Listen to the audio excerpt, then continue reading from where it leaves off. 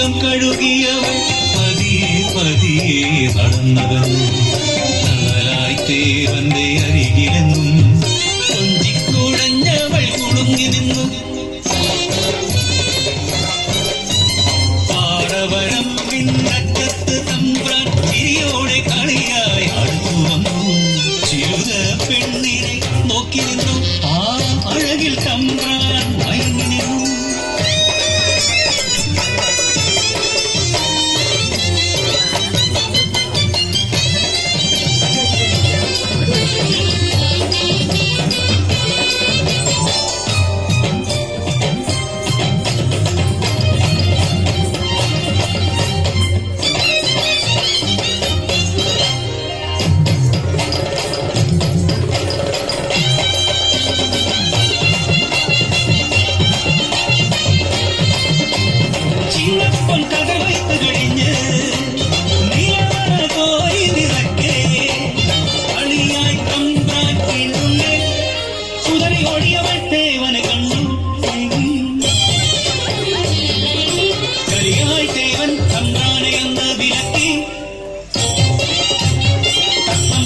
ചതിയൊരുക്കി ദേവന ചേർക്കാൻ നാടൊരുങ്ങി. കൂട്ടം ചേർന്ന് കടമനഞ്ഞു നെല്ലുകട്ടെന്നു മുദ്രകുത്തി.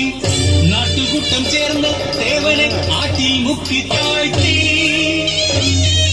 ഇതു കേട്ട ചിരുത നെഞ്ചു പൊട്ടി തേങ്ങി.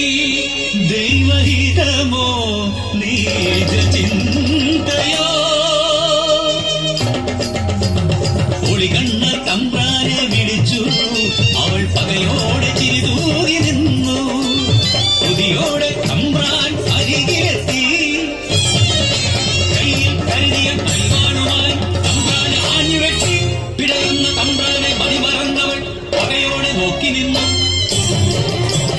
പ്രതികാരം തീർത്തവൾ പടിയിറങ്ങി.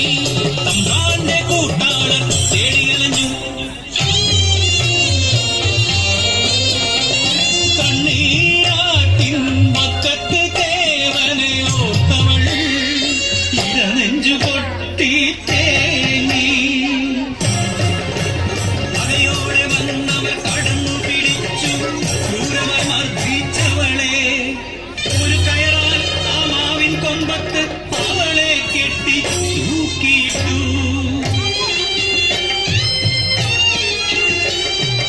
പുലർന്നൊരാ നേരം നാടറിഞ്ഞു. ചിരുത പെണ്ണ് തൂങ്ങിയെന്ന് കണ്ടവർ കേട്ടവർ സ്ഥിതി അറിയാതെ ധരിച്ചു നിന്നു. ചിരുത എന്തിനി കടുങ്കൈ ചെയ്തു